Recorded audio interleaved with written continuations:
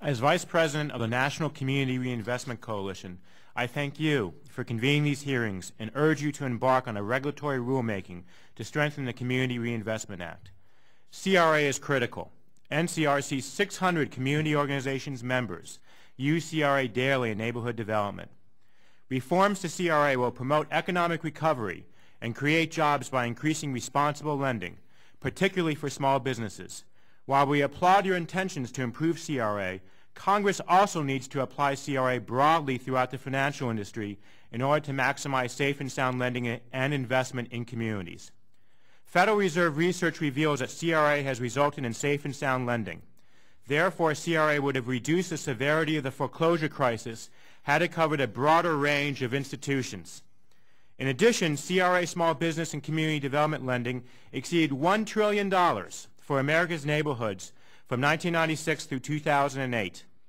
Although CRA has been instrumental in boosting lending and investing, CRA has not realized its full potential.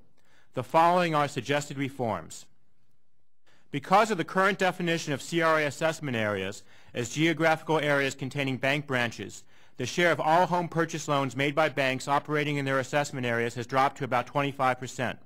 Here in the Washington, D.C. metro area, NCRC found that only 6 of the 16 banks with the largest home loan market shares in 2008 had our metro area as an assessment area. Only 6 of 16.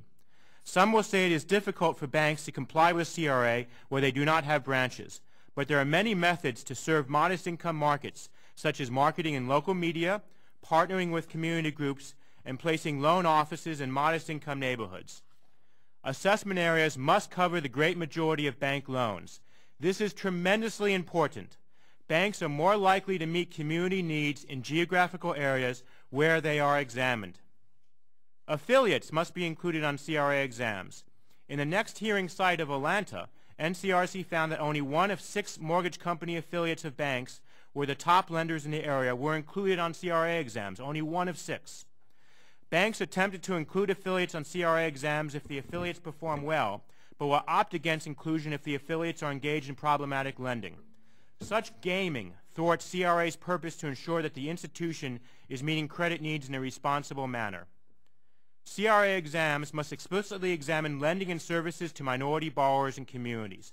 Everyone knows, and research has confirmed, that the subprime fiasco and the foreclosure crisis had a disproportionate and devastating impact on minority communities. Overall, it is likely that including minorities on CRA exams would lessen the racial disparities by encouraging banks to increase their lending and services in communities of color. The current 4 ratings do not provide meaningful distinctions in performance and has resulted in a 99% pass rate. The agency should introduce low and high satisfactory as possible ratings in addition to the 4 existing ratings.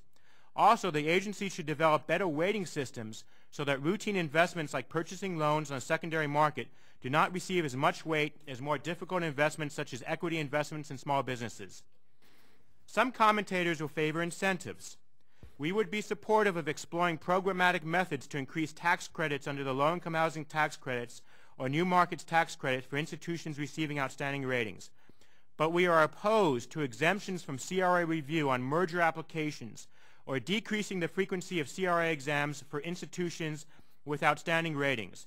CRA performance is likely to decline when institutions receive less frequent exams and public scrutiny. Mergers are likely to decline in frequency. Therefore, additional enforcement mechanisms are needed. For example, banks could be required to submit CRA improvement plans subject to public comment when they receive either a low rating overall or in any assessment area. CRA exams and merger approval orders could include an expectations section that either mandates or recommends improvements to specific weaknesses of CRA performance. I hope during the Q&A we also talk about data enhancements and the important topic of community development. In this critical discussion about CRA, we need more light and less heat. We need civility to actively listen to each other and develop ways to improve CRA because CRA touches us and our families in profound ways. Most of us in this room likely had parents or grandparents that came to America and started a small business and lived their American dream.